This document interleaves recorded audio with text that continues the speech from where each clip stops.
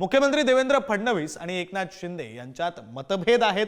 बहुमत मिळूनही सरकार अस्थिर असल्याचा दावा सुद्धा त्यांनी केलाय। मुख्यमंत्री पदाच्या मुद्द्यावर अमित शहा यांनी एकनाथ शिंदेंना दिलेला शब्द पाळला नाही असा दावा सुद्धा संजय राऊतांनी केलाय।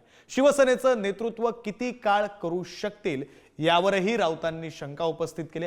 राऊतांच्या या लेखानंतर भाजप आणि शिंदेंच्या शिवसेनेकडून राऊत यांच्यावर सडकून टीका करण्यात येते आणि या सगळ्याचा आढावा घेणारा हा स्पेशल रिपोर्ट आपण पाहूया। देवेंद्र फडणवीस आणि एकनाथ शिंदे यांच्यात विसंवाद। शिंदेंनी पैसा टाकूनही त्यांना मुख्यमंत्री पद मिळालं नाही। शिंदे आणि त्यांच्या लोकांचे फोन टॅप करण्यात येत आहेत। शिंदेंचा मोठा गट फडणवीसांचं नेतृत्व स्वीकारण्याच्या तयारीत। राज्यात महायुतीचं बहुमताचं सरकार असतानाही राज्य अस्थिर असल्याचं सांगत ठाकरेंच्या शिवसेनेचे खासदार संजय राऊत यांनी मुख्यमंत्री आणि उपमुख्यमंत्र्यांवर निशाणा साधलाय। सामना वृत्तपत्राच्या रोखठोक या सदरात त्यांनी लिहिलेल्या लेखात एकनाथ शिंदे अस्वस्थ असून शिंदे आणि त्यांच्या आमदारांचे फोन हे टॅप केले जात असल्याचा गौप्यस्फोट केलाय। एकनाथ शिंदे यांची कोंडी।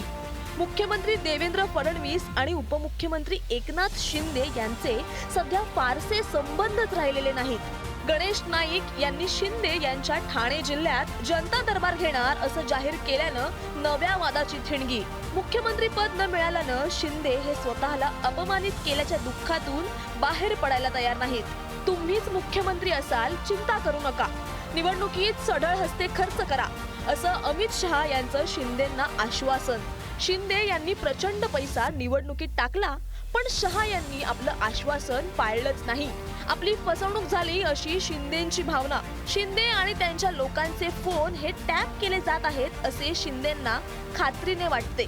दिल्लीच्या एजन्सी हालचालींवर पाळत ठेवून असल्याचा शिंदे यांचा संशय आहे। महाराष्ट्राच्या राजकीय घडामोडीत शिंदे आणि त्यांचे लोक कोठेच दिसत नाहीत। मुख्यमंत्री म्हणून शिंदेंवर झोत होता तो संपला आहे। एकनाथ शिंदे यांचे मनस्वास्थ्य आता इतके बिघडले आहे की ते आमदारांवरच चिडचिड करतात। शिंदे हे बैठकांना उशिरा पोहोचतात, त्यामुळे सगळ्यांचाच खोळंबा होतो।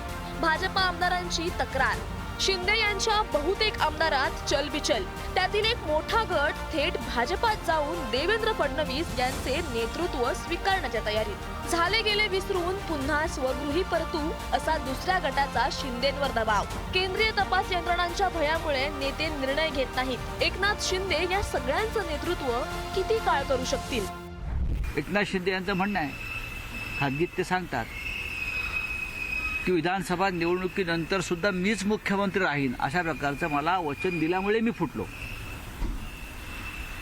मला विधानसभा 2024 नंतर सुद्धा आपणच मुख्यमंत्री राहणार आहात हे सांगितल्यामुळेच मी पक्षातून बाहेर पडण्याचा निर्णय घेतला।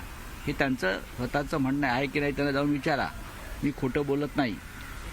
आणि काल निवडणुका झाल्यावर एकनाथ शिंदे यांना खड्यासारखं बाजूला केलं। सरकारमधील मुख्यमंत्री उपमुख्यमंत्री दोन्ही यांच्यातील संवाद विसंवाद याला कारणं आणि येणार काळात याचं काय होऊ शकतं अशा पद्धतीचं भाकीत व्यक्त केलेलं आहे। आणि मला असं वाटतं रोखठोक आत्तापर्यंत ज्या पद्धतीनं लिहिले गेलेले आहेत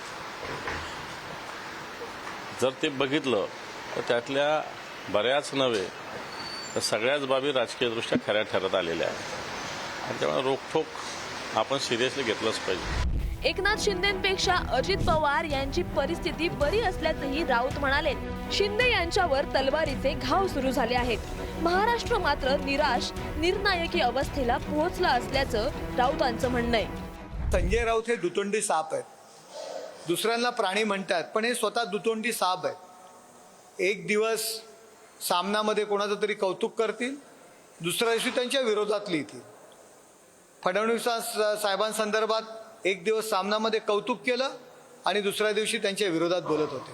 हा संजय राऊत हे आमच्या जी शिवसेना आहे त्या शिवसेनेला लागलेला शाप आहे। सामना मी वाचलेला नाही, पण तो टीका करत असेल तर त्या टीका करणं किंवा इतरांवर वायफट बोलणं हे आता सामनाचं ध्येय झालेलं आहे।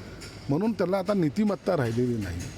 त्यांना चांगल्या गोष्टी कोणत्या सहन होत नाहीत, म्हणून आम्ही त्यांची काळजीसुद्धा करत नाही। यावर शिंदेंच्या शिवसेनेच्या नेत्यांनी तिखट प्रतिक्रिया दिल्या, तर ठाकरेंच्या शिवसेनेतच नाराजी असून कुठल्या काँग्रेसच्या नेत्यासोबत वाटाघाटी सुरू असल्याचंही राऊतांनी पाहावं, असा टोला भाजपचे मंत्री नितेश राणेंनी लगावलाय.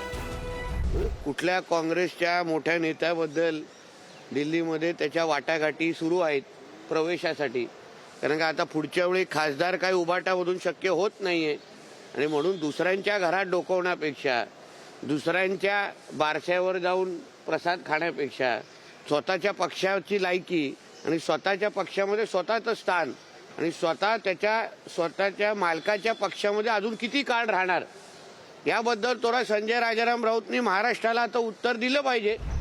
ठाकरेंच्या शिवसेनेचे आमदार पदाधिकारी फोडण्यासाठी शिंदेंच्या शिवसेनेकडून मिशन टायगरची चर्चा सुरू असताना आता संजय राऊत यांच्या या गौप्यस्फोटानं राजकारण तापलंय. स्थानिक स्वराज्य संस्थांच्या निवडणुकांची तयारी सुरू आहे. यात सत्ताधारी आणि विरोधक परस्परांची ताकद कमी करण्याच्या प्रयत्नात दिसतायत. हे राजकारण येत्या काळात आणखी रंगण्याची शक्यता वर्तवली जाते. ब्युरो रिपोर्ट, पुढारी न्यूज.